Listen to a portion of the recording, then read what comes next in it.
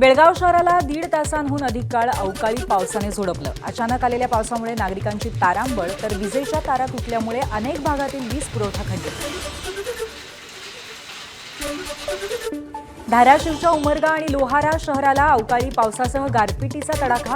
हरभरा, ज्वारी आणि गव्हाचं पीक काढणीला आलं असताना गारपीट झाल्यामुळे शेतकऱ्यांचं मोठं नुकसान.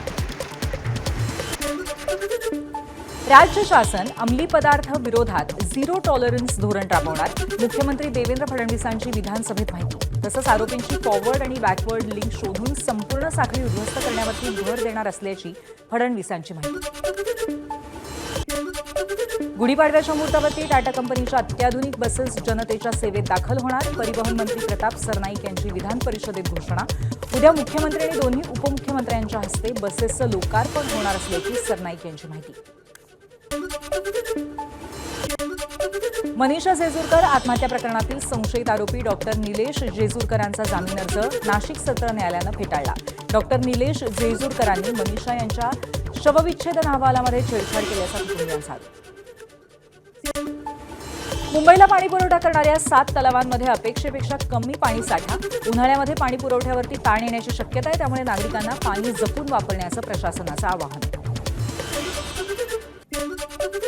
कोकणात जाणाऱ्या विमान प्रवाशांसाठी खुशखबर. कोकणात जाण्यासाठी आता 7ही दिवस विमानसेवा उपलब्ध असेल.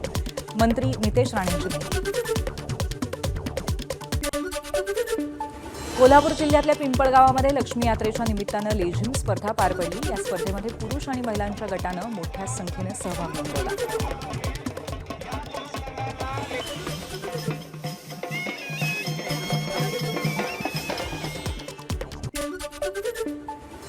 सनरायझर्स हैदराबादचा नियमित कॅप्टन पॅट कमिन्सच्या पाठीला दुखापत झाल्यामुळे सुरुवातीच्या सामन्यांमधनं तो बाहेर.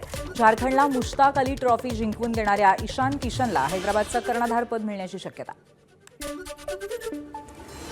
जयपूरमध्ये राजस्थान रॉयल्सची नवीन जर्सी रवींद्र जडेजा, वैभव सूर्यवंशी आणि यशराज पुंजा यांनी लॉन्च केली. यंदाच्या IPL हंगामामध्ये राजस्थान रॉयल्सचा संघ निळ्या जर्सीमध्ये मैदानात उतरणार. ABP माझा, उघडा डोळे बघा नीट.